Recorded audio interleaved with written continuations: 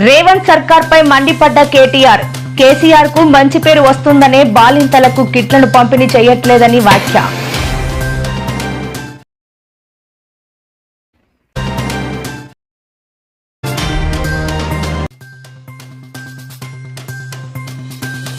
ఏపీలో ఆడబిడ్డ నిధి పథకంపై మంత్రి అచ్చెన్నాయుడు సంచలన వ్యాఖ్యలు.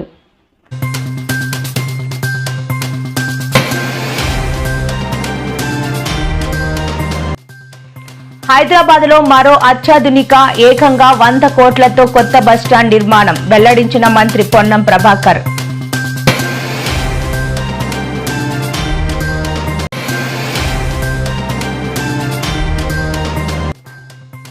రోజాపై షాప్ చైర్మన్ రవినాయుడు సంచలన వ్యాఖ్యలు. ఆగస్టు 10 లోపు రోజా జైలుకు వెళ్లడం ఖాయమంటూ వెల్లడి.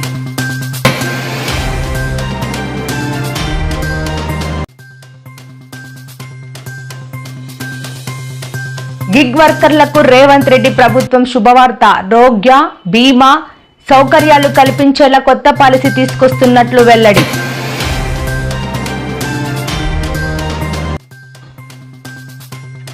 గండికోట బాలిక హత్య కేసులో విస్తుపోయే నిజాలు, హంతకులు అన్నలే వెల్లడించిన పోలీసులు.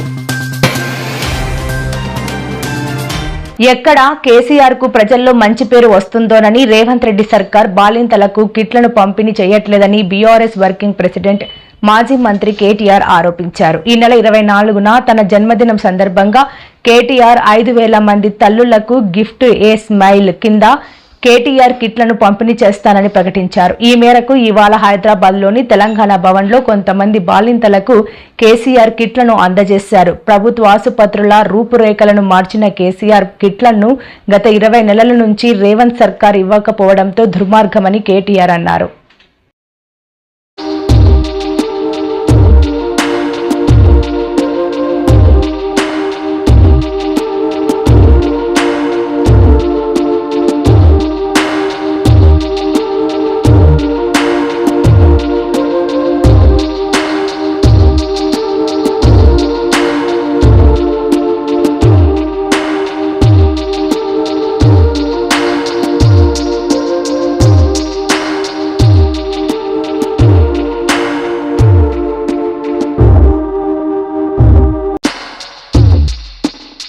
గారి మీద ఉండే కోపంతో ఈ ప్రభుత్వం వచ్చిన తర్వాత మరి కేసీఆర్ పేరున్నది అని చెప్పి ఒక మంచి కార్యక్రమం, తల్లుల మరణాలు తగ్గించిన కార్యక్రమం, పిల్లల మరణాలు తగ్గించిన కార్యక్రమం, పేదవారికి మేలు చేసిన కార్యక్రమం, ప్రభుత్వ ఆసుపత్రుల్లో ప్రసవాలు పెంచిన కార్యక్రమం, నేను రాను బిడ్డో సర్కార్ దవాఖాన కనే కాడి నుంచి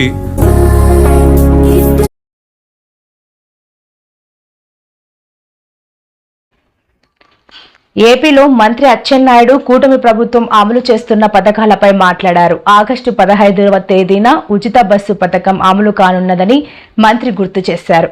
ఇక్కడే పథకం మిగిలింది అన్నారు. ఈ క్రమంలోనే ఆడబిడ్డ నిధి పథకంపై సంచలన వ్యాఖ్యలు చేశారు. 18 ఏళ్లు నిండిన మహిళలకు ఆడబిడ్డ నిధి పథకం కింద నెలకు 1,500 ఇచ్చే పథకం అమలు కావాల్సి ఉంది. ఆడబిడ్డలకు నెలకు 1,500 ఇచ్చే పథకం అమలు చేయాలంటే ఏపీని అమ్మాలి. ఈ పథకం అమలుకు చాలా డబ్బులు అవసరం ఉంది. ఏం చేయాలి, ఎలా, పథకం అమలు ఎలా చేయాలనే అంశంపై ఆలోచిస్తున్నామన్నారు. అన్ని చేసాం, ఒక్కటే మిగిలిపోతుంది. ఆడవాళ్ళకి నెలకి 1,500. అది చెయ్యాలంటే ఆంధ్రానే అమ్మాలి. ఇంకా ఆలోచన చేస్తుంది. ఆడవాళ్ళకి నెలకి 1,500. అది చెయ్యాలంటే ఆంధ్రానే అమ్మాలి. ఇంకా ఆలోచన చేస్తుంది. అంత డబ్బు అవసరం ఉంది. ఏమి చేయాలి, ఎలాగా పథకం అమలు చేయాలి ఆలోచన చేసి చంద్రబాబు నాయుడు గారు ముందుకెళ్తున్నారు. అన్ని చేసాం, ఒక్కటే మిగిలిపోతుంది. ఆడవాళ్ళకి నెలకి 1,500. అది చెయ్యాలంటే ఆంధ్రానే అమ్మాలి. ఇంకా ఆలోచన చేస్తుంది. అంత డబ్బు అవసరం ఉంది. ఏమి చేయాలి, ఎలాగా పథకం అమలు చేయాలి ఆలోచన చేసి చంద్రబాబు నాయుడు గారు ముందుకెళ్తున్నారు. అన్ని చేసాం, ఒక్క ఆడబిడ్డ నిధి కింద నెలకు 1,500 రూపాయలు డైరెక్ట్ గా మీ అకౌంట్ లో వేస్తాం.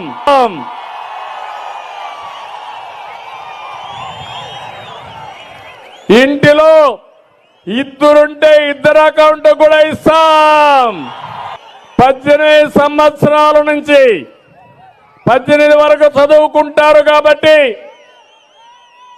అక్కడ వాళ్ళకు డబ్బులు వస్తాయి కాబట్టి 60 సంవత్సరాల్లో పింఛను వస్తుంది కాబట్టి 18 నుంచి 59 సంవత్సరాలు వయసుండే నా ఆడబిడ్డలకి ప్రతి ఒక్క ఆడబిడ్డ నిధి నెలకు 1500 రూపాయలు మీ అన్న మీకు వరం ఇవ్వాలని తెలుగుదేశం పార్టీ ముందుకొచ్చింది.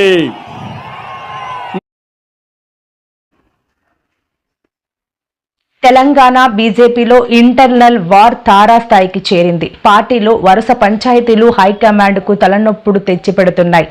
ఓవైపు గోషామహల్ ఎమ్మెల్యే రాజాసింగ్, కేంద్ర మంత్రి కిషన్ రెడ్డి మధ్య గొడవ సద్దుమణగడంతో మరో లొల్లి తెరమీదకు వచ్చింది.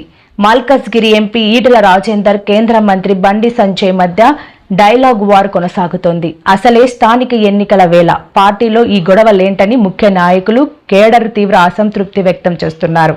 ఈ క్రమంలోనే హుజరాబాద్ ఎమ్మెల్యే పాడి కౌశిక్ రెడ్డి ఎంపీ ఈటెల రాజేందర్ను ఉద్దేశించి సంచలన వ్యాఖ్యలు చేశారు. ఎట్లయితే భరించలేక ఇక్కడికి వచ్చిండ్రో మీ అంతరాత్మని నేను అర్థం చేసుకున్నా. నేను మళ్ళీ చెప్తున్నా మీకు, హుజరాబాద్ గడ్డ మీద రేపు ప్రతి ఊళ్ళో మన వార్డు మెంబర్ ఉంటాడు. హుజరాబాద్ గడ్డ మీద నా సర్పంచ్ ఉంటాడు. బండి సంజయ్, కౌశిక్ రెడ్డి కలిసి తిరిగిర్రు, నా మీద కుట్ర చేస్తూ. అరే పిచ్చోడా ఈటల రాజేందర్, బండి సంజయ్ ట్రాప్ లో నువ్వు పడ్డావు. బండి సంజయ్ ట్రాప్ లో కౌశిక్ రెడ్డి పడడరా బాబు, గుర్తుపెట్టుకో.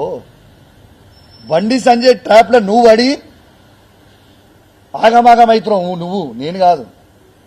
అభివృద్ధి కార్యక్రమానికి నా నియోజకవర్గంలో ఎవరు వచ్చినా, బండి సంజయ్ వచ్చినా, రేవంత్ రెడ్డి వచ్చినా, శ్రీధర్ బాబు గారు వచ్చినా, పొన్నం ప్రభాకర్ గారు వచ్చినా, ఎవరు వచ్చినా నా నియోజకవర్గానికి ఖచ్చితంగా బాధ్యత కలిగ శాసనసభ్యునిగా బరాబర్ పోతా నేను అభివృద్ధికి. ప్రజలు ఎన్నుకుర్రీలా. నువ్వు ఏంటిదో మాట్లాడి నీ కడుపులో విషయం పెట్టుకొని నువ్వు మాట్లాడుతూ ఊకొమ్మే. మరి పక్కనున్న మానకొండూరులో కూడా కవంపల్లి సత్యనారాయణరావు గారు, బండి సంజయ్ గారు తిరిగిరు. మరి చొప్పదండిలో కూడా మేడిపల్లి సత్యం, బండి సంజయ్ గారు తిరిగిరు. ఇది రాజకీయం కాదు, అభివృద్ధి కార్యక్రమం కోసం తిరిగిన. అంటే వాళ్ళు కూడా బీజేపీలోకి పోతున్నారన్నట. మరి నువ్వు నాకు చెప్పు, ఇంత పెద్ద మాటలు మాట్లాడినావు. మరి ఒక 2 days బ్యాక్ ఇగో ఇది చూడు,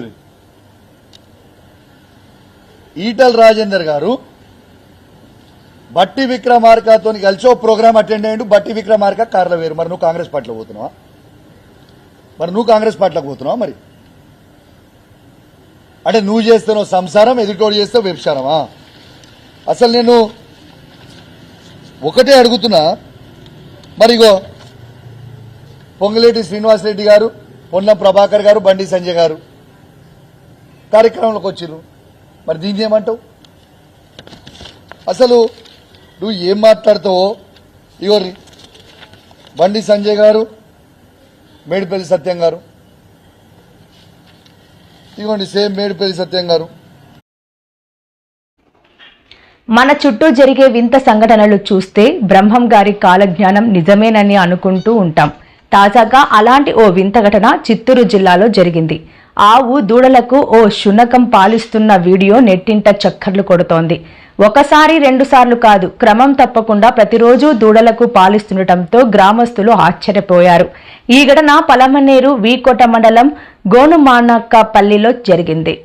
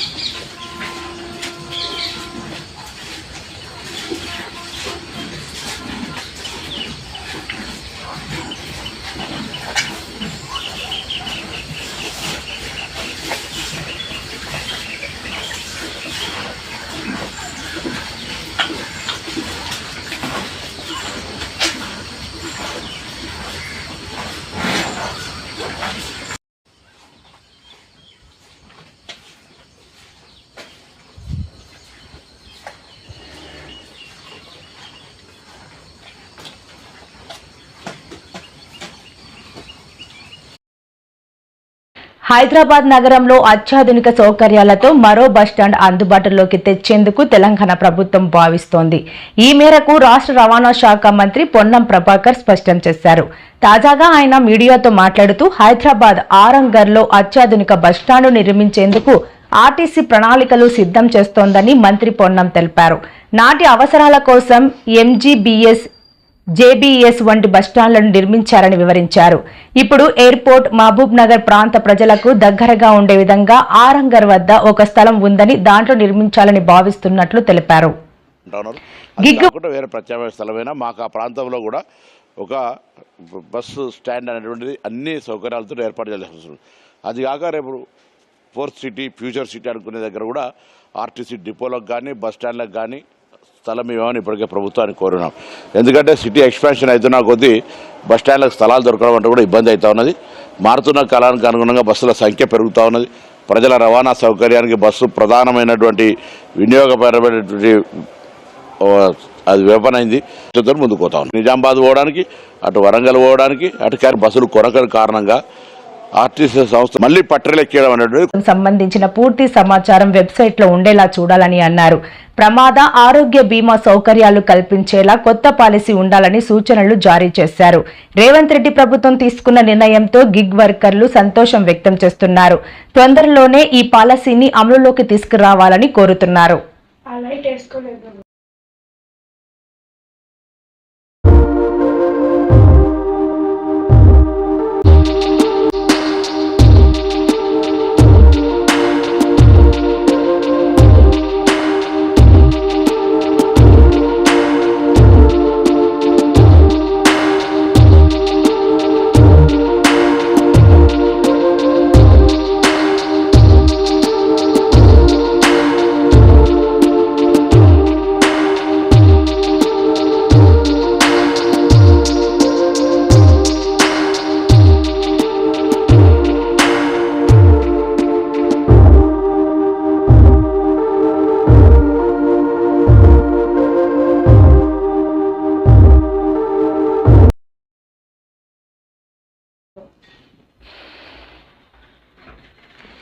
AP shop chairman Ravi Naidu సంచలన వ్యాఖ్యలు చేశారు. వైసీపీ నాయకురాలు మాజీ మంత్రి రోజా అతి త్వరలో జైలుకు వెళతారు అంటూ వ్యాఖ్యానించారు. గత ప్రభుత్వ హయాంలో క్రీడా శాఖ మంత్రిగా రోజా హయాంలో జరిగిన అవినీతి బయటకు రానున్నదని హెచ్చరించారు.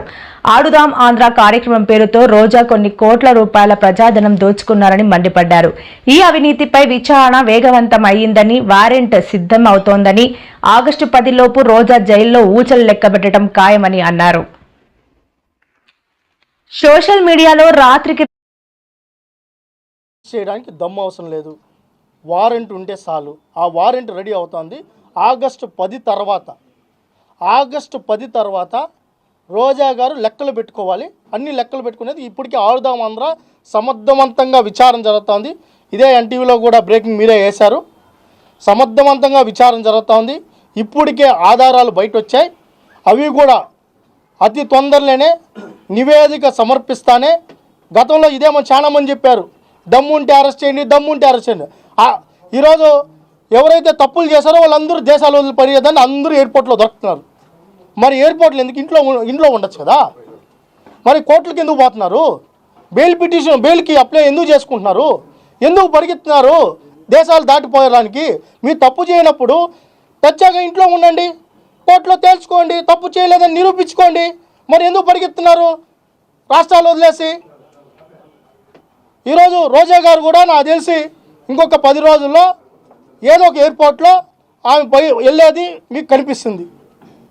అది 10 రోజులు కావచ్చు, 15 రోజులు కావచ్చు, అది ఆగస్టు 10 తర్వాత ఏ రోజైనా కావచ్చు. ఎవరిని వదిలిపెట్టాం. టీటీడీ దర్శనాలు వదిలిపెట్టాం, ఆడుదాం ఆంధ్రాది వదిలిపెట్టాం, టూరిజంలో చేసిన దోపిడీని వదిలిపెట్టాం, ఆమె నియోజకవర్గంలో చేసిన దోపిడీని వదిలిపెట్టాం, ఏపీ ఐసీసీలో ఆమె కుండ్రోలు వెలగబెట్టింది, దాన్ని వదిలిపెట్టాం. ఏది వదిలిపెట్టాం. చట్టం తన పని దాన్ని చేస్తుంది. పేదల రక్తం దాగి దోచుకున్న ప్రతి రూపాయి ఈ ప్రభుత్వం కక్కిచ్చే పని చేస్తుంది. కక్కిచ్చే ప్రయత్నంలో చట్టం తన పని దాన్ని చేస్తుంది.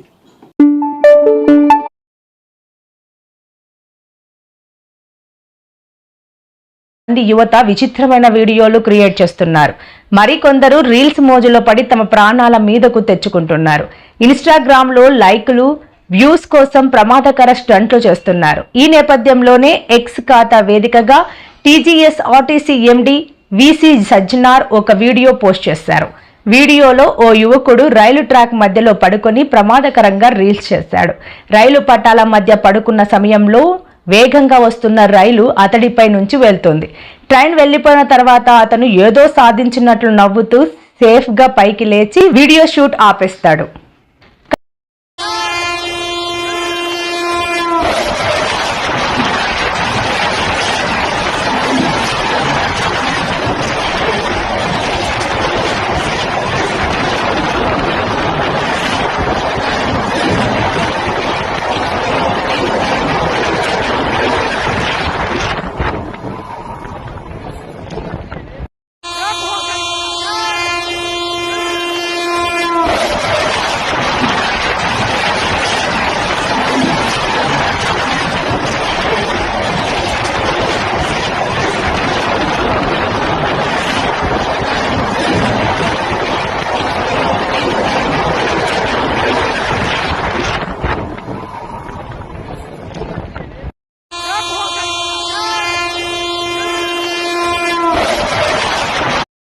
కడప జిల్లా గండికోట బాలిక హత్య కేసు రాష్ట్రంలో తీవ్ర కలకలం సృష్టించింది. ప్రియుడు లోకేష్ పాత్ర లేదని అసలు నిజం బయటపడినట్టు పోలీసులు తెలిపారు.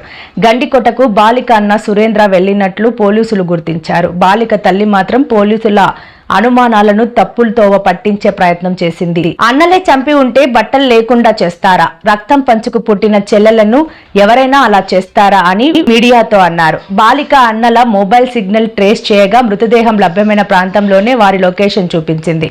దీంతో వారిని అదుపులోకి తీసుకుని విచారించగా అసలు నిజం బయట పెట్టినట్లు పోలీసులు తెలిపారు. ఏం చెప్పాలి, మీడియాకి నేను చెప్పింది రావట్లేదు సార్. దానికి మీరు ఏది సృష్టించుకొని ఏదేదో ఒకటికొకటి ఏదో మీరు చూపిస్తున్నారు. అలాంటప్పుడు మేము ఏం మాట్లాడాలి? మేము ఒకటి మాట్లాడితే మేము మాట్లాడింది స్పష్టంగా అది వస్తే కదా సార్ మా బాధ తీరేది. ఏం మా పాప సోమవారం పొద్దున 8 గంటలకు కాలేజ్ కని బయలుదేరింటే పాప వచ్చేసి కాలేజ్కి ఇంకా రాలేదని మా ఆయనకి మెసేజ్ పెట్టి కాల్ చేశారు. పాప ఇంటికి కాలేజ్కి వెళ్ళలేదంట. మా ఆయన ఫోన్ చేస్తే నేను ఇక్కడికి వచ్చాను, మా సొంతూరు హనుమన్గుత్తి, ఎరుగుంట్ల మండలం హనుమన్గుత్తి. ఇక్కడికి చిన్న పొదుపు మీటింగ్ గా నేను ఇక్కడికి వచ్చాను. ఫోన్ చేసిన వెంటనే మా బావ కొడుకైన సురేంద్రను బైక్ లో తీసుకొని వెంటనే బస్సుకి అయితే లేట్ అవుతుందని బైక్ లో తీసుకొని వెళ్ళి కాలేజ్ దగ్గర విచారించుకుంటే పాప రావలేదమ్మా పొద్దున్న నుంచి కాలేజ్ కంటే. ఫ్రెండ్స్ ను విచారించుకుంటే మాతో గండికోటకు పోతానని చెప్పింది అన్నారు. ఆత్రంగా మా పాప కనిపించలేదని టెన్షన్ లో మేము చేసిన మిస్టేక్ ఏంటంటే బాబును ఒక్కడిని పంపించడం. మా పాప కనిపించలేదన్న ఆత్రంతో ఆ అబ్బాయి ఏం జరిగిందో అని వెళ్ళింటే నా కొడుకే నా కూతుర్ని చంపినా అని ఎంత నిర్దాక్షిణ్యంగా చెప్తారు సార్. అన్న చెల్లెల్ని చంపుతాడా? ఎంత పరువు ప్రతిష్ట కోసము అయితే 4 ఏట్లు వేసుకుంటాం తల్లిదండ్రులుగా, కాదనట్లేదు. చంపేంత క్రూరత్వంగా దిగజారలేదు సార్. ఇంకా అది సొంత అన్న. పాప బట్టలు తీస్తాడా? అన్నగారు బట్టలు తీస్తారా? గొంతు బీసికి చంపేసినారా? అదే మీకు వచ్చిందా రిపోర్ట్స్ లో? ఒప్పుకుంటా. పాప ఒంటి మీద కాళ్ళు, గాయాలు, ఇవన్నీ పోస్ట్ మార్టం వచ్చిన తర్వాత కదా మీరు మాట్లాడాలా.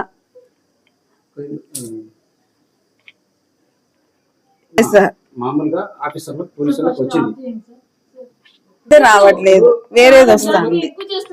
పాపను పోగొట్టుకున్న బాధలో మేముంటే మళ్ళీ రిటర్న్ గా మా మీదే కంప్లైంట్లు. అత్యాచారం జరగలేదని మీరు చెప్తున్నారు, కానీ రిపోర్ట్ ఇంకా రాలేదు కదా. అధికారులకు దగ్గరకు వచ్చిందమ్మా, దానిపైన వాళ్ళు వేరే ఆలోచన చేస్తున్నారు. ఎందుకు రిపోర్టులో రేప్ జరగలేదు అని తెలిసిన టైంలో ఇంకా వేరే ఆలోచన ఏం చేస్తారు మీరు చెప్పండి.